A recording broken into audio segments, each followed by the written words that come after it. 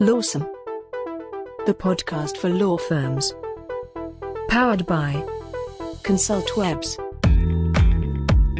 Welcome back to Lawsome, the only podcast for law firms that doesn't even need a reason. We're here to inform, educate, and entertain you with the latest in legal marketing and law firm development. I am Jake Sanders. He's Paul Julius. Paul, when it comes to podcasting, do the ends justify the means?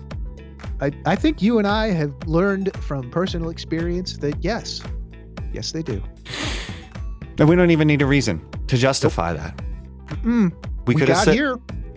Yeah, well, here you are sharing this space with us. Mm-hmm. You could have been listening to Michael Barbaro. And we don't even want to tell you how we got here and what we had to do. It was all worth it. The Bothan spies. They didn't make it. Many Bothans died. I'm sorry. But what were they doing? It was actually a mistake. Anyway, Yes. we should really focus in on the rebellion and kind of strike back at the reason why we're here and tell people the intro to the... Wait, do you know what I'm saying, Paul? I think so.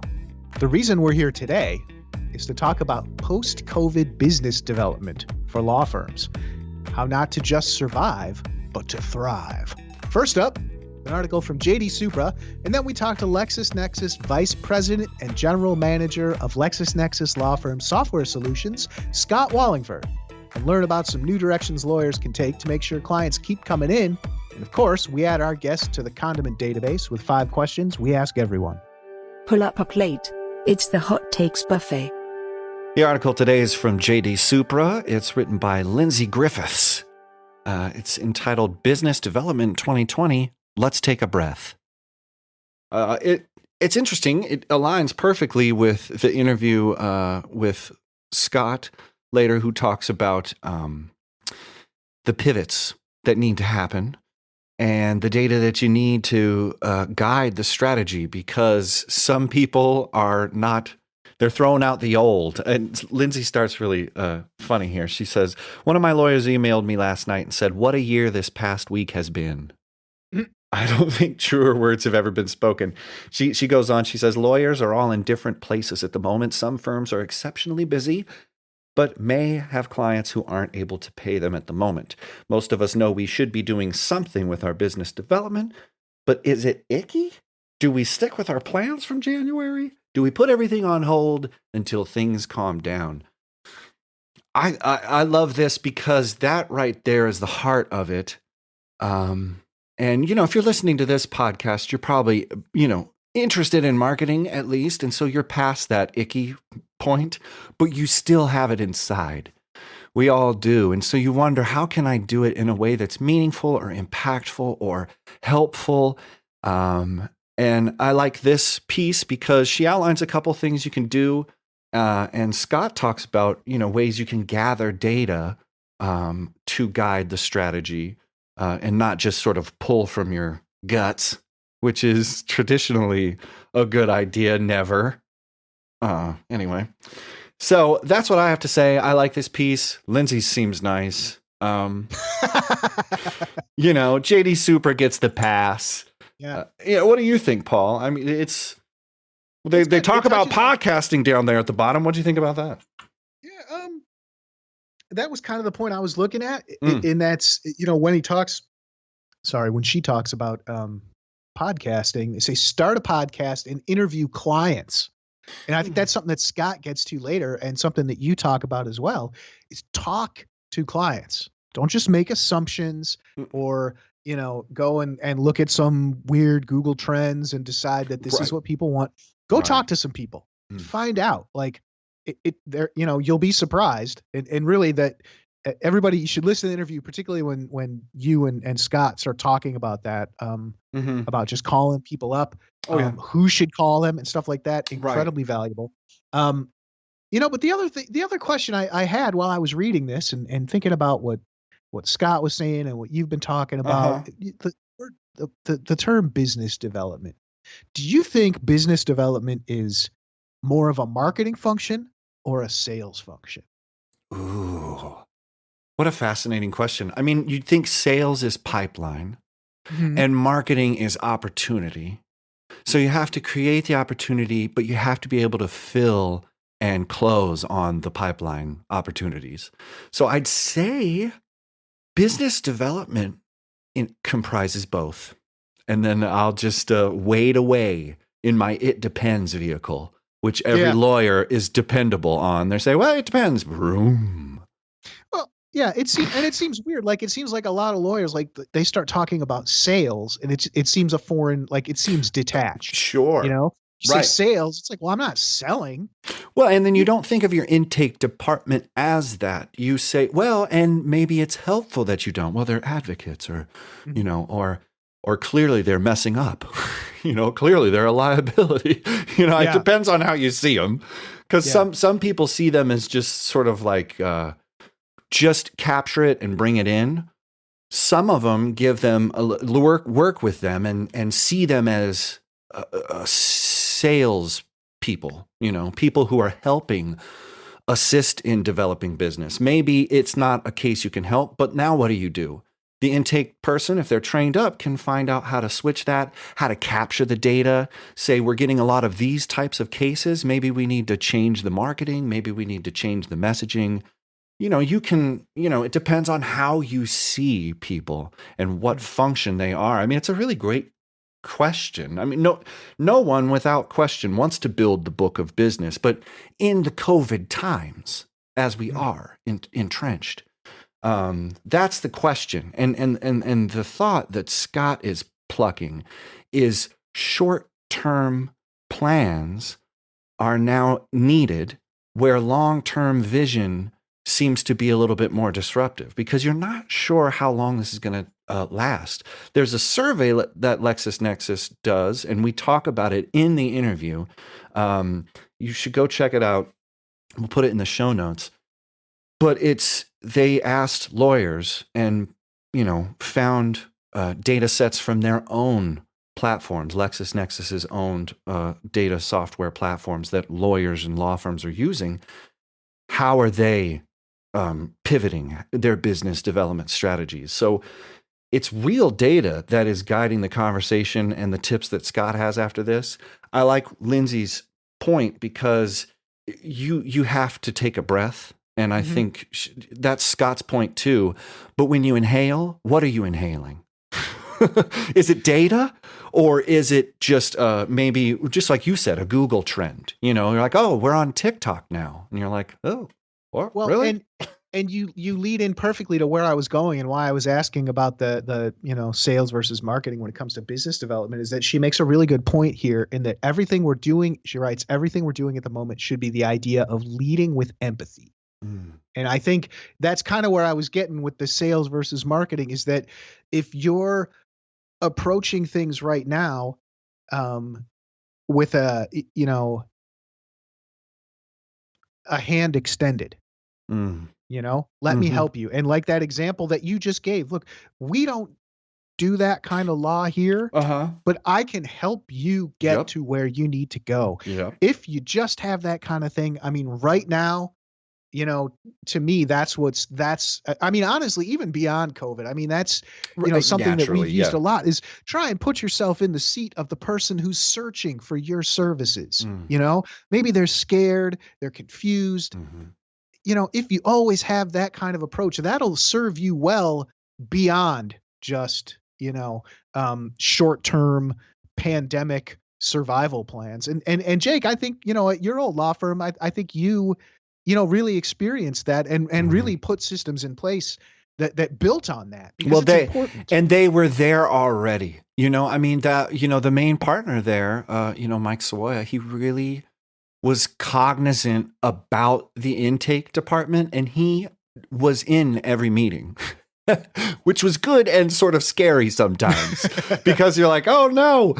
But he always, he wanted to hear what was happening on the front line. And he wanted to help our intake staff feel empowered, and he was there to listen. So I'm actually kind of like, it's kind of cool thinking back, because you have to have partners in place that believe in the systems, but first think about the people. the people that are working, the people that are calling, and the context that they're living in. And if you can do that, you'll be able to develop business a little bit more confidently.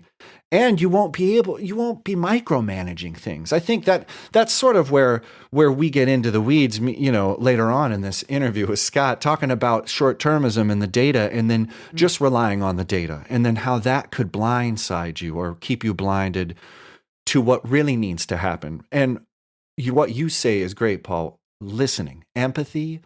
That's what Lindsay's talking about. That's what Scott's talking about. That's what Paul's talking about. That's what I was talking about earlier.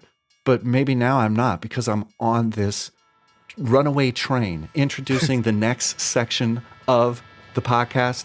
It's Consultwebs, it's Lawsome, it's Lexus Nexus, it's Scott Wallingford. It's about to be amazing, and it's about to go down right now.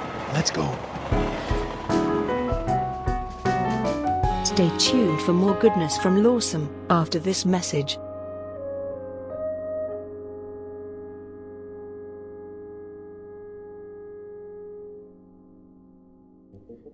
Any lawyer looking to grow their business online can generate more leads from their website by hiring Consultwebs. After working with lawyers exclusively since 1999, we've tested thousands of web designs and marketing strategies, so we know what flips and what flops. For more information, visit www.consultwebs.com today. And now, a Lawsome interview. Scott Wallingford is the Vice President and General Manager of Lexus Nexus's law firm Software Solutions business. He brings over 20 years' experience in scaling nascent businesses and revitalizing mature ones. Scott's career includes senior leadership positions in software, telecommunications, and management consulting across the U.S., Europe, and Asia. He holds a degree in electrical engineering from Northwestern University and an MBA in finance from Duke University's Fuqua School of Business. And now he rolls the dice with an appearance on the Lawsome podcast. Scott, welcome aboard. Thanks, guys. Glad to be here. So give our audience a quick overview of what you do at LexisNexis and the path that kind of took you there. Sure. So at LexisNexis, I run our business unit, which focuses on law firm software solutions. So in a nutshell, we try to help law firms be better businesses. Mm-hmm. I joined probably about 5 years ago, actually, to help drive from a strategy and business development side. How would LexisNexis take its set of software operations and turn it into a global powerhouse? And along the way, I guess as most careers go, you're doing well, but then asked to step into another role, typically where something's going off kilter. And that's where I started going down the path of actually running the business, not just advising us on growth. And over time, I now have the entire software solutions business reporting to me. Nice. No stress. Dominating. He's going to be running the whole thing in 2 years. Yeah, right. First. So let's talk about some of this data. Like, what are these key findings from the lawyer survey, as well as the client survey LexisNexis conducted in the spring, about changes in how legal marketing professionals are pursuing business development due to the pandemic? We have a lot of listeners who honestly are kind of wondering what the next steps are. So what did the surveys, what's the data say, Scott? Well, so a couple of things we do, right, is try to get the pulse of the market, both our customers currently and ones we expect to be future customers, try to find out what's on their mind. Interaction, which is one of our products, is actually global. So we're in 36 countries, 400 plus firms, hundreds of thousands of users. So we tap into this really broad set of clients on what are they seeing, feeling, and more importantly, what's changed. What has changed? Wow, most firms went into the year with a very clearly articulated game plan of how they were going to grow their firm, increase profits per partner, drive better client service. It was just the magical kind of flywheel, if you will, where everything just kind of reinforces on itself. And then COVID hit. It was not in anybody's plan. And that has shifted everything. What has it really caused firms to do is realize that, well, throw out the annual plan, because that's no longer relevant. So now you have to be on a much shorter planning cycle. Typically, 77% of the firms were really thinking that they will have long-term plans right? That they'll take annually or even longer, and now realize that's not going to work. More importantly, about that same 77% realize this COVID is not a temporary blip and we'll all go back to normal. It has fundamentally changed how law firms will engage with their current clients and future clients. So what that really means is you're going to see an increase in digital opportunities, so more of this virtual engagement, which takes on a lot of fronts, and also a decline in some of those traditional business development networking opportunities. I mean, certainly in the United States, and we see this in countries around the world, you're not even legally allowed to go congregate in groups over 6 or 10 or 20. So the thought of going to a 500-person networking event or a 1,000-person conference is just not in the cards. And that used to be a material way that clients met prospects, right? Certainly in the law firm world, sharing their thought leadership to show people out there that may need this type of legal guidance just how brilliant their legal teams were. And that opportunity stopped overnight. So I guess real quick, I'm curious, we're talking about like these yearly plans and stuff like that. And I know this is a little bit outside of the scope maybe of this conversation, but in your experience in working with these different firms and looking at this data in general, do you think law firms in general have a solid understanding of like business planning?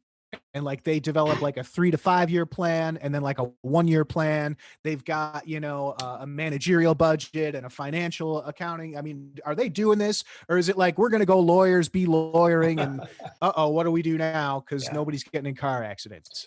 I think it's varied, depends on the firm. I mean, there are, global law firms that, have billions of dollars in revenue, and they are certainly more sophisticated operations and probably behave more like you would think a multinational billion-dollar plus corporation would, where there certainly is a thought process over a multi-year time frame of where we're going to grow, what will drive our growth, et cetera.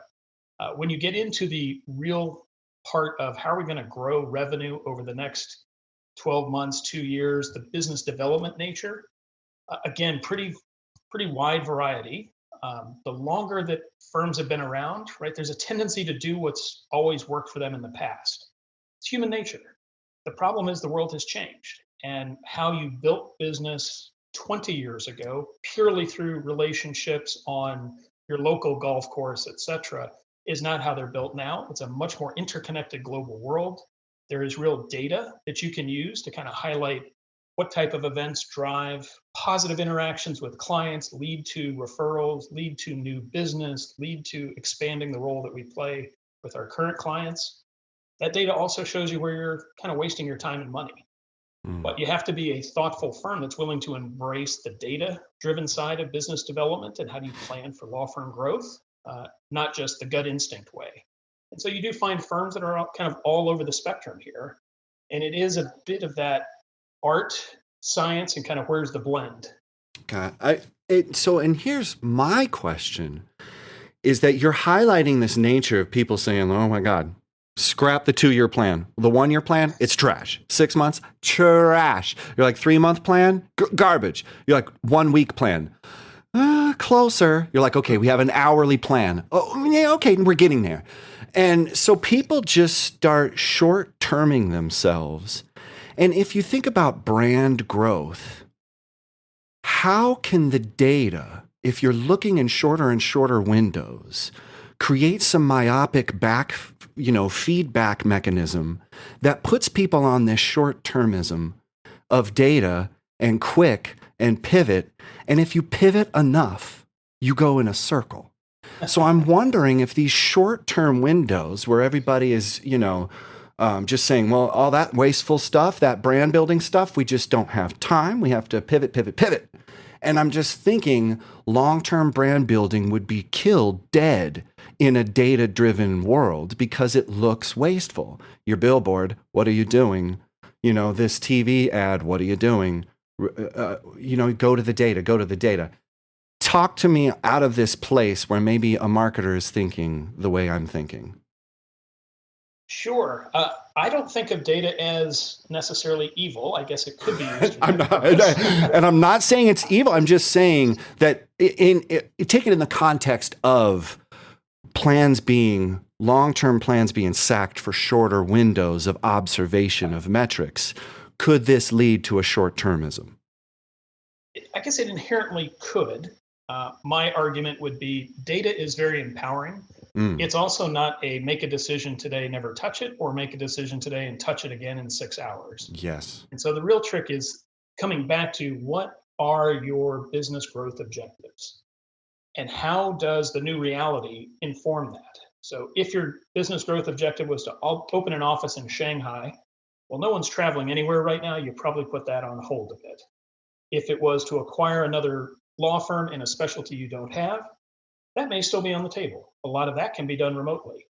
Where it pivots on some of that business development side about, we know our clients, we know our spaces, we want to continue to get deeper there, is now saying, that event we scheduled for September or October, well, if this was sort of March or April, say September, October is not going to happen.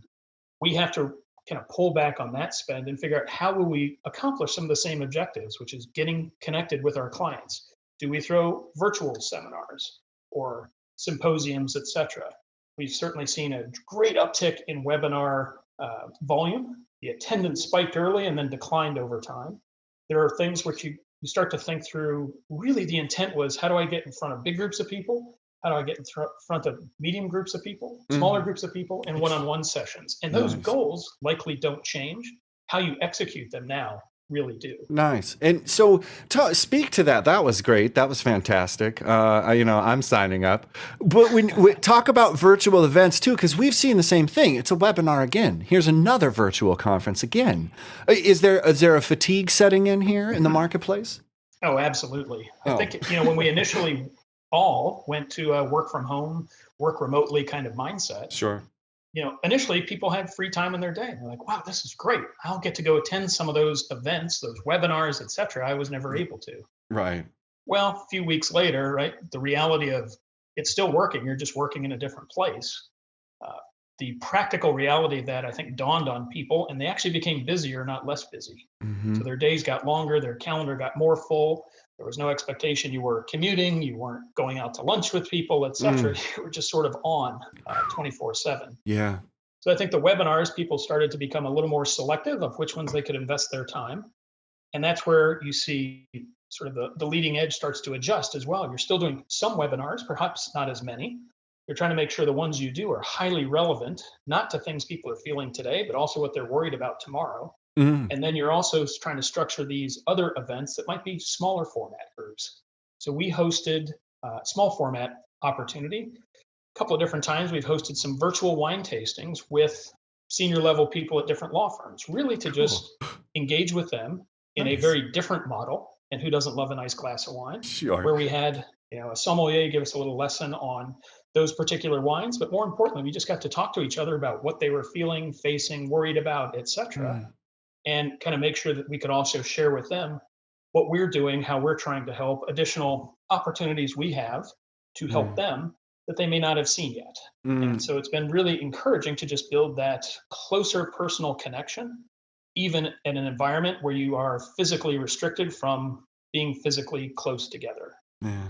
And it's an experience thing. So have you seen anything interesting that your law firm clients have been doing in this realm too? Something like not a wine tasting or some kind of community events? Have you seen anything there that's popped up? You hear many trying to do different things. Some of them had done virtual volunteer efforts, which I thought was really creative, where they sort of said, hey, we're going to go do these things. And they, if it's a geographic office at a large firm, if our firm is doing this, we'd love to partner with you. And sometimes they're actually even virtual, right? We're going to do a virtual canned food drive. And it says, you know what, I can do that. It'll take me a little bit of time, et cetera. But it's another way to build that personal connection that is very impactful, very key to long-term business growth, retaining customers as well as doing more. And then also you're connecting on a different level. And so I think what we are seeing is some creativity where it's not just the work product, it's also the personal side, which is really ironic that in a world of pandemic where we can't get near each other, maybe we're focusing a little more on getting to know each other. Yeah, and each other's dogs. And their dogs, yes. You're like, come on in, Yeah. just come on in. Yeah, I dogs, mean- cats, kids. I mean, it's that's life. I Well, mean, you know, that's how it is. and that brings up another interesting thing. It's just sort of a side thing. There has been a bit of a dress down. Have you also seen an approach to casualness, because there was a buttoned up sort of lawyerly thing?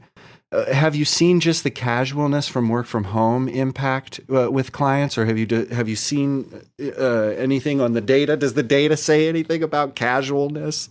I don't have any really good analytical data or quantifiable data. Anecdotal, just the qualitative. That, right. Not every one of my team is perhaps fully showered every day, but you know what? We're doing what we can to get the job done. I will say we're also just having to be really human about it, right? And realize that everybody's work-life balance is been upended, right? And if you're single and young, you're in a very different place than if you've got 2 young kids at home that you're now trying to help with online school and all this. And so some of it, I think, is getting to I trust you to get your work done. I also trust that we're just going to have to be flexible on, it's not so much core hours, but we'll agree on when things need to be achieved, and you'll make sure that it's achieved then, as opposed to it's got to be by 5 o'clock or before you leave the office. Right. So it's an interesting reframing and extending trust. That's great. Yeah. We've always been remote, so this was not a huge pivot for Jake and I. Right. But I'll tell you one thing that's key, and I think you really hit it, and then I'll get to this next question, is, particularly understanding that those different kind of age groups or generations have different expectations of communication. Some people, if I text them, I expect them to answer right back. Right. Not everybody does that. So I think that's just a really important thing that everybody needs to keep in mind. Point. Yeah. But so talking about being effective and communication, when we're talking about law firm marketing teams, what are some good pivots? What's something we can do? You mentioned maybe the smaller group things, but what's some other stuff? Because I mean, maybe, billboards aren't working right now or something like that. Like, what do we do? Sometimes it's as simple as pick up the phone and call the client. Sometimes it's as simple as drop them an email. It doesn't need to be a 7-paragraph, single-spaced, highly edited note as much as hey, Paul, I hope you're doing well. Scott, though, that's crazy time. I know, it is nuts. No, but you want to know what? At my old job, I was the law firm marketing director for a big personal injury firm, and the greatest insights I got from the job was calling 100 clients. And I don't know, it's like my war story now, because I see that so few people do it, because it's a time thing. It's a time suck. And you kind of stuck on the phone with a client for a non-case related reason. Why would I talk to them? And it's risky. You don't know what they're going to say. And I had to make sure that at the front I said, this is not about your case. This is about your experience. But it was such an amazing point. And when I brought it back, it just brought all these insights. We fixed case management problems. We fixed stuff at intake. We fixed stuff at disbursement. We fixed stuff, with our ads. We fixed stuff with the branding. It was just such a huge win. And what you're saying is so great, because it aligns with what you do, which is this data. Can you get it? Go out and get it and make it, what'd you say, qualitative, right? I mean, do you, yeah. And so would you advise a lawyer to do this, or would you have someone else do this? Or, because I think it's a great idea. You're saying the marketing team should do this, not a lawyer. I think even the attorney should be doing it. I love it. To be honest, right? When you're able to reach out to your client and just say, Paul, I haven't talked to you in a while. Just wanted to check in on how are you doing, right? As you said, right? It's a 30-second phone call. It's not anything anxiety inducing. It's not about the case. It's just checking in on you, right? And I guess I think about the legal is a very different business than you find from a typical business out there where there are salespeople trying to sell something, right? In a legal profession, it is about relationships, because I am trying to make sure you trust me to do your very critical work. And I'm also going to be the person who delivers that work. Right. And that's a very different animal than many industries where there's a salesperson. Once the sale is there, they pass you off to somebody else and you never see that person again. Legal is an ongoing professional relationship built on trust and built on trust over a long period of time. And so being able to pick up the phone and just say, I haven't spoken with you in a while, just wanted to see how you were doing. Huge. That is data wise, right? A very positive engagement. It shows that you're building interaction. It's also just building trust. Right? To just know that somebody called up and said, hey, Scott, how are you doing? Haven't talked to you in a while. How are you dealing with all this crazy COVID stuff? Or what's next on your list? What else are you worried about now that we've been in it for 6 months? Yeah. That's what the conversations change. Man, I mean, step aside from everything. It's just a good person thing to do. You know what I mean? Like just check in and be cool. It's amazing. So let's get back to this. What you're talking about the epidemic, and you're saying that 77% of people said that the changes that they're experiencing, that the survey that you have says these changes are going to be something permanent, like that's going to have long-term implications. So what do you think are those long-term implications the epidemic will have on how law firms are doing business development? Well, I think in the next couple of years we're going to see fewer of these large symposiums, conferences, whatever, that are having attendees in the hundreds, because it's just not going to feel right. Even if there's a vaccine that comes out tomorrow, it's still going to take a while. That's going to cause people to rethink, do they need to do that? I think the notion of we can actually do a lot of our engagement over video is really taken hold, right? And it's almost this type of event you need where everybody is thrust into the same environment to say, hey, you know what? Video actually works. That may change whether or not we need to be in an office or not. I know many offices are very conservative in when they will open back up. And when they do open up, how many people will they have in terms of occupancy? And will they actually have third parties come in, whether it's a customer or a client or a service provider, et cetera? There may be a lot of reluctance to do that. So now it's going to be a little bit harder to do some of those in-person things that you've always done. So you have to find some way to fill that void. Is it more video calls? Is it just picking up the phone? What a novel concept. Love it. All right. So you've dropped a ton of knowledge here, but we always got to give our listeners an action item. So if you could tell our listeners one thing that they could start doing like today, right now, that would improve their law firm, like marketing and business development strategy, what would that one thing be? What would that one thing be? To me, it's back to the basics of speak with your clients, talk to them as people, but keep track of it, right? That is an engagement and that is data. And that will, I think, over time translate to, did the people I built that relationship with in this crazy time lead to longer term relationships, more business over time, et cetera? Or did it not? I'd be willing to bet a lot of money that it will lead to longer term relationships, very productive relationships, because it works on both sides, right? Legal services are bought, they are not sold.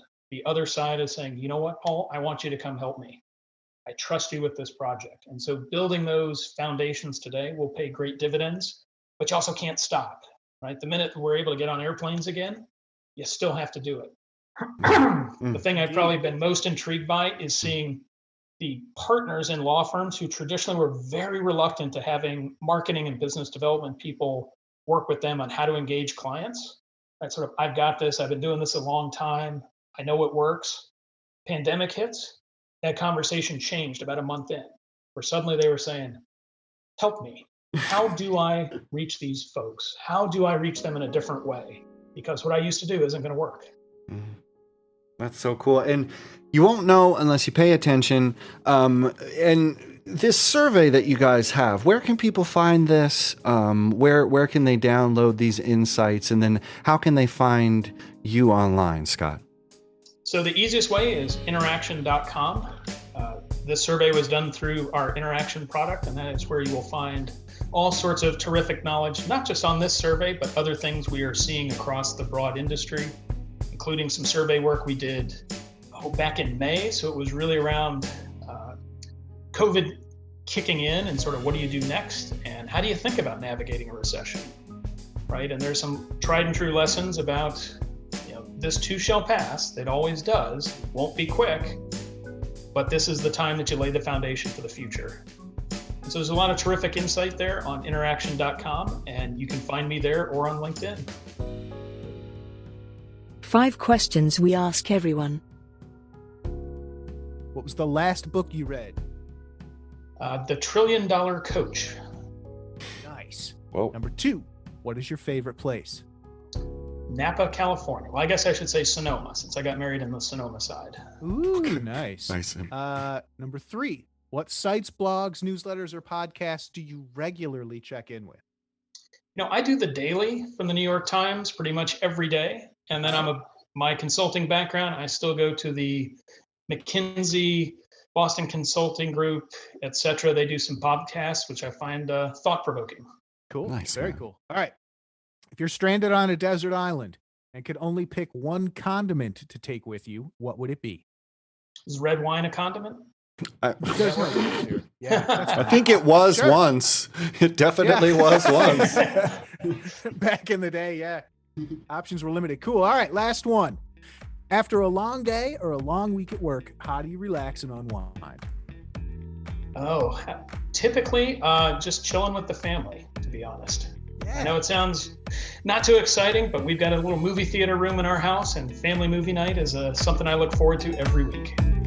For show notes, links, and info, go to thelawsomepodcast.com or follow us on Twitter or Facebook. Be sure to leave us a review and rating in iTunes or wherever you find the you listen to. Until next week, stay lawsome.